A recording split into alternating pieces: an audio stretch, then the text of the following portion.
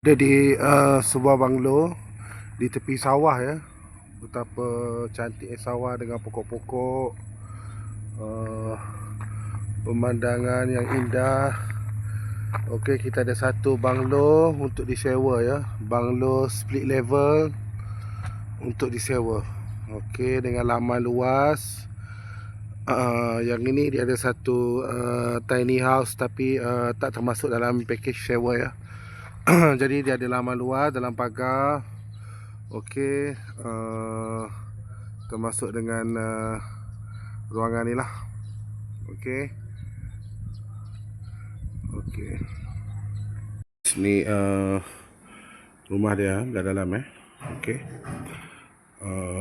Dengan ni ruang tamu tetamu Okey, kawasan luas dan view sawah padi lah kalau malam.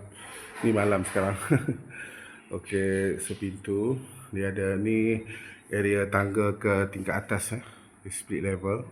Dan bawah tangga ni ada satu bilik, spare lah bilik untuk store.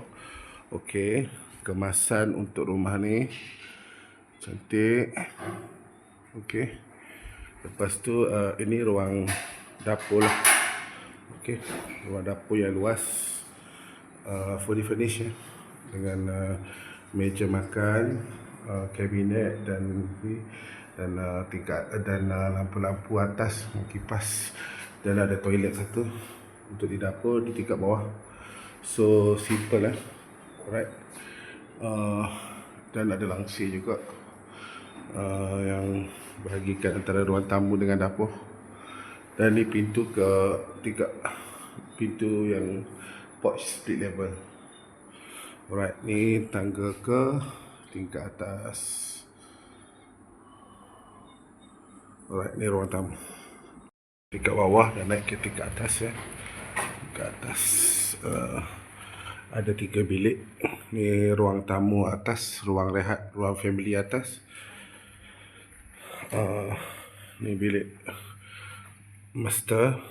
Okey, dengan aircon, dengan toilet standard. Okey, ni homestay actually. Okey, ni bilik kedua,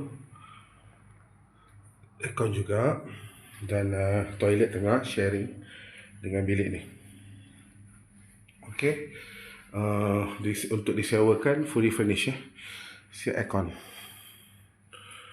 Alright.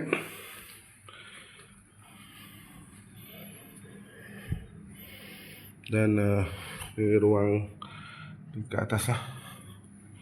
Okey, sekali dengan complete set dengan TV semua. Okey.